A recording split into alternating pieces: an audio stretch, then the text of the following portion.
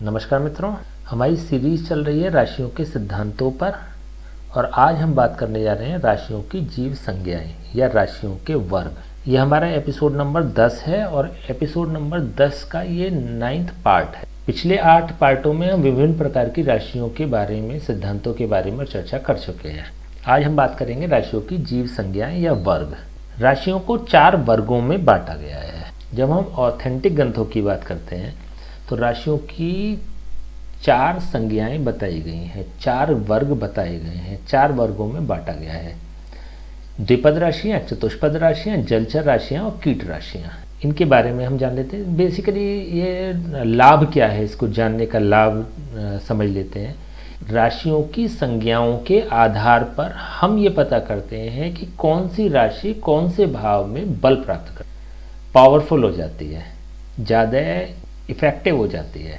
द्विपद राशियां मिथुन, कन्या, तुला, धनु और कुंभ, ये राशियां लग्न में बली होती हैं। चतुष्पद राशियां मेष, वृष, सिंह, धनु और मकर, ये राशियां दशम भाव में बली होती हैं। इन्हें विशेष बल प्राप्त होता है दशम भाव में। इन राशियों को विशेष बल प्राप्त होता है लग्न भाव में।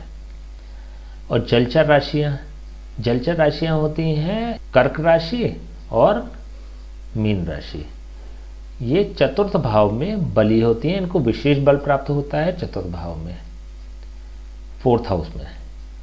चौथे नंबर की होती है कीट राशियां।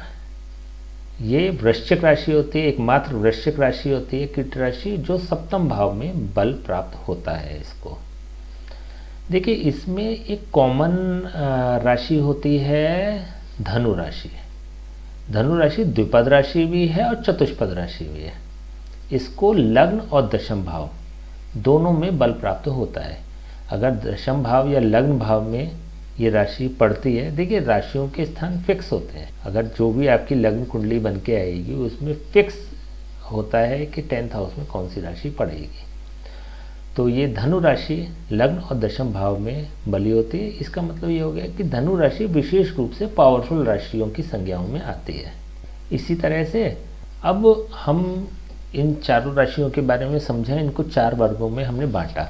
अब हम इनको समझ लेते हैं थोड़ा सा प्रैक्टिकली कुंडली के आधार पर। ये आपके स्क्रीन पर एक कुंडली है, देखिए ये लग्न भाव है। लग्न भाव में हमने बताया था द्विपद राशियाँ, लग्न भाव में द्विपद राशियाँ बली होते हैं।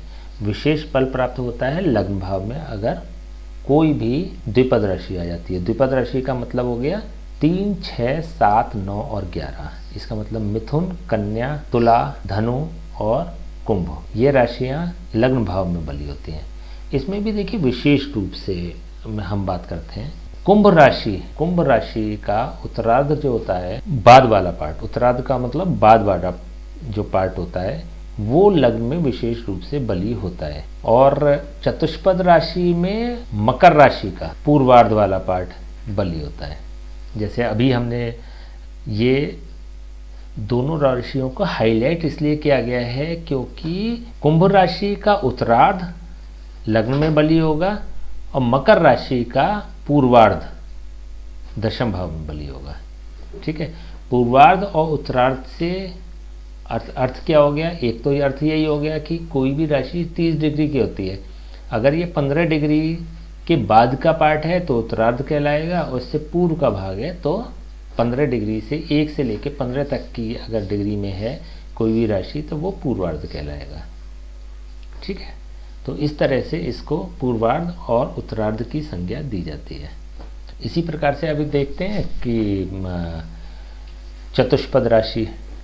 चतुष्पद राशियाँ दशम भाव में बली होती है। ये होता है 10th हाउस, दशम भाव। अब पहले तो लग्न की बात कर लेते हैं। लग्न में मेष राशि है, लेकिन मेष राशि द्विपद राशि नहीं होती। इट मीन्स कि इसको विशेष बल प्राप्त नहीं होगा।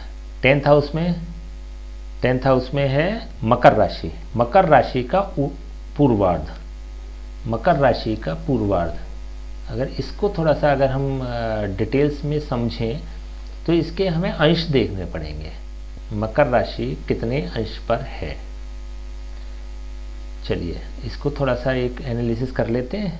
चलिए अब थोड़ा सा हम समझ लेते हैं इसके बारे में कि बेसिकली ये जो हम पूर्वार्ध और उत्तरार्ध की बात कर रहे हैं ना, वो क्या होता है। कुंडली में जब हम देखते हैं, देखिए गणित का विषय है, हमने पहले ही बात कही, गणित के विषय को हम बाद में लेंगे, जब थोड़ा सा इंटरेस्ट आपका क्रिएट हो जाएगा तब एक बार चर्चा करेंगे, एक एक चीज़ आपको समझाएंगे। अभी इनिशियल लेवल पे आपको समझा देते हैं क्योंकि विषय में एक टॉपिक चला है। ये हम बात करते हैं, ये भाव स्फुट और कुंडली, ये भाव की स्थिति है, भाव की जो बेसिक स्थिति है वो ये इस प्रकार से है।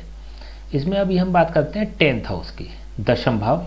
इसमें मकर राशि, जो अभी बात हुई थी, मकर राशि यानी चतुष्पद राशि यानी मकर राशि अगर दशम भाव में हो, जैसे कि हमारी कुंडली में दिखाई दे रहा है कि दशम भाव में ये भाव मध्य इसका बैठता है 12 अंश 14 कला और 42 विकला का, जिसमें धनु राशि भाव विस्तार क्या है, दशम भाव का भाव विस्तार की बात कर रहे हैं। भाव की स्थिति क्या है एग्जैक्टली यहाँ पे 29 अंश 37 कला और 7 विकला पे धनु राशि समाप्त हो गई, ठीक है। उसके बाद मकर राशि प्रारंभ हुई जो कि 29 अंश 37 कला और 7 विकला पर है। इट मीन्स क्या हो गया कि ये बहुत अच्छी एक आइडियल पोजीशन हो गई मकर राशि की 10th हाउस में। ये हमें बड़ी माइन्यूटली देखनी पड़ेगी, जैसे ओवरऑल हम एक एट ए ग्लांस देख लेते हैं, ये वो भी लोग ध्यान दें इस चीज़ पे जो कि परिपक्व एस्ट्रोलॉजर हैं, वो भी इस चीज़ पे ध्यान दें कि जब हम भाव की बात करते हैं ना, भाव की स्थिति की बात करते हैं, तो बेसिकली वैसा होता नहीं है जैसे हमें दिखाई देता है। तो हमें एक माइन्यूटली अंदर जाके ये देखना पड़ेगा, ये चीज़ समझनी पड़ेगी कि क्या एग्जैक्टली 10th हाउस में मकर राशि पड़ रही है। यदि पड़ रही है तो उसकी स्थिति कुछ इस तरह की होगी कि ये भाव 10th हाउस में धनु राशि 29 अंश 37 कला 7 विकला पे शुरू हुई जो कि 30 अंश पे ख़त्म हो गई। इट मीन्स कि धनु राशि का बहुत ज़्यादा पार्ट नहीं है उसमें, और इतना तो रहेगा ही, क्योंकि भाव में जैसे कि अगर 4th एपिसोड नंबर 4 देखें आप, एपिसोड नंबर 4 में बड़ी विस्तार से चर्चा करी थी स्टार्टिंग में आपसे हमने। तो धनु राशि 29 अंश 37 कला 7 विकला पे समाप्त शुरू हुई और वो 30 अंश पे ख़त्म हो गई। तो इट मीन्स कि उसका बहुत बड़ा पार्ट धनु राशि में नहीं है। लेकिन मकर राशि 29 अंश 37 कला और 7 विकला तक पहुँची है। इसका मतलब हो गया कि 10th हाउस में एग्जैक्टली इनफैक्ट मकर राशि ही है, इसमें कोई संदेह नहीं है। तो अभी जो हम बात कर रहे हैं पूर्वार्ध या उत्तरार्ध की, इस ओवरऑल क्या हुआ कि ये पूरी की पूरी जो राशि है ये 10th हाउस में है। इसका मतलब यदि इसका पूर्वार्ध होता है या उत्तरार्ध होता है, हालांकि हम पूर्वार्ध की बात कर रहे हैं, लेकिन अगर उत्तरार्ध भी होता तब भी ये कंसीडर हो जाता, ठीक है। इसको थोड़ा सा और विस्तार दे देते हैं, एक चीज़ एक उदाहरण से और समझते हैं। मान लीजिए हम कुंभ राशि की बात कर रहे होते हैं, मान लीजिए ये स्थिति होती है उसकी, या 11th हाउस की बात कर रहे होते हैं। अब कुंभ राशि की स्थिति समझिए आप, इसका भाव मध्य 16 अंश 59 कला 32 विकला। आइडियल जो पोजीशन होती है भाव मध्य की वो होती है 15 डिग्री, ठीक है। कंफ्यूजिंग है क्योंकि मैथ है, लेकिन हमें अभी इसमें क्योंकि विषय चल रहा है इसलिए आपको समझाना जरूरी है, केवल इसलिए इस टॉपिक को लिया है। बाद में इसको विस्तार से हम चर्चा करेंगे जब आप उस लेवल पे परिपक्व हो जाएंगे। लेकिन अभी हमने 16 अंश 59 कला 32 विकला पे कुंभ राशि, इसकी आइडियल पोजीशन जो होती है वो 15 अंश अप्रॉक्सीमेटली 15 अंश की होती है, 15 डिग्री की होती है। 15 डिग्री थोड़ा सा इधर या थोड़ा सा उधर, तो 16-17 डिग्री है, तो इट मीन्स की पूरी पावर में ये 11th हाउस में बैठी हुई है, पहली बात। लेकिन मकर राशि 29 अंश 37 कला 7 विकला पे शुरू हुई है, और मीन राशि, इट मीन्स क्या हुआ कि मीन राशि तक गया है 4 अंश 21 कला और 58 विकला। इसका मतलब हो गया मकर के बाद कुंभ राशि, कुंभ राशि ने पूरी ट्रेवल करी है, 1 अंश इधर और 4 अंश इधर, लगभग 5 अंश का छोड़ के, ठीक है ना। तो इसमें हमें भाव मध्य देखना पड़ेगा। कभी कभी ऐसी भी स्थिति आती है कि केवल 4 या 5 डिग्री या 15-16 डिग्री तक केवल उस राशि में रह जाता है कोई भी भाव। तो मान लीजिए इसमें ऐसी भी स्थिति हो सकती थी कि मकर राशि मकर राशि यहाँ पर धनु राशि ही अगर चलती, जैसे हमने पूर्वार्ध की बात की है, धनु राशि अगर मान लीजिए 15 डिग्री तक चल जाती, 15-16 डिग्री तक अगर चल जाती, तो इट मीन्स उसका पूर्वार्ध तो खत्म हो गया। पूर्वार्ध का मतलब 15 डिग्री। अगर 2 पार्ट करेंगे किसी राशि के, वो 30 डिग्री की होती है, तो 15 पार्ट पूर्वार्ध और 15 अंश पूर्वार्ध और 16 से लेके 30 अंश उत्तरार्ध। 0 से लेके 15 डिग्री पूर्वार्ध और 16 से लेके और 30 डिग्री उत्तरार्ध हो गया। यही मतलब हुआ ना। तो अब आप समझिए कि अगर ये धनु राशि इसमें 15 डिग्री तक अगर चलती, तो इसका मतलब उसका पूर्वार्ध खत्म हो जाता। तो इसका मतलब ये नियम कार्य नहीं करता कि जो हमने अभी बात करी है कि चतुष्पद राशि में मकर राशि का पूर्वार्ध दशम भाव में बली होता है। ये नियम काम नहीं करता, इफेक्टिव नहीं होता। ठीक है, आई थिंक आप लोग समझ गए होंगे। अब थोड़ा सा प्रैक्टिस कीजिएगा कुंडली पे और समझते चले जाएंगे इस चीज़ को। ठीक है, हम अगेन अपनी वाली कुंडली पे आ जाते हैं। ठीक है, अगेन हम अपनी वाली कुंडली पे आ गए। इसी प्रकार से ये देख लिया जलचर राशियाँ। जलचर का राशि कौन सी होती है? कर्क राशि और मीन राशि। कर्क राशि 4th हाउस में है और मीन राशि 12th हाउस में। हमारा नियम क्या कहता था? हमारा नियम ये बोलता था कि चतुर्थ भाव में ये दोनों राशियां बली होती हैं, तो हमारी कर्क राशि चतुर्थ भाव में पड़ गई। तो इसका मतलब ये हो गया कि चतुर्थ भाव में कर्क राशि बली होती है। इसमें पूर्वार्ध और उत्तरार्ध से मतलब नहीं है। अगेन जलचर राशि। अच्छा, एक और भी चीज़ है, अगर यहाँ पे कर्क राशि की जगह अगर मीन राशि होती तो फिर वही अगेन वही वाला नियम है। पूर्वार्ध राशि मीन राशि का पूर्वार्ध चतुर्थ भाव में बली होता है। तो अगर मीन राशि यहाँ पे होती तो फिर अगेन उसका हमें पूर्वार्ध देखना पड़ता है। अगर पूर्वार्ध है तो वो फिर एग्जैक्टली जलचर राशि हो गई और उसका चतुर्थ भाव में वो बली होगी। ठीक है, उसको विशेष बल प्राप्त होगा। कीट राशि। कीट राशि हो गई वृश्चिक राशि, यहाँ पे पड़ रही है 8th हाउस में। लेकिन हमारा जो नियम कहता है वो कहता है कि 7th हाउस में अगर यहाँ पे वृश्चिक राशि पड़ती तो बली होती। ठीक है, तो इसमें 3 विशेष राशियों का आपको ध्यान रखना है, मकर, कुंभ और मीन। ये 3 राशियाँ जो हैं ये विशेष रूप से इसके पूरी राशियाँ कंसीडर नहीं की जाती है। अगर मकर की बात करें, मकर राशि का पूर्वार्ध चतुष्पद राशि की श्रेणी में आता है, वो तब दशम भाव में बली होता है पूर्वार्ध। ये जो 11 नंबर लिखा है इसको कहते हैं कुंभ राशि।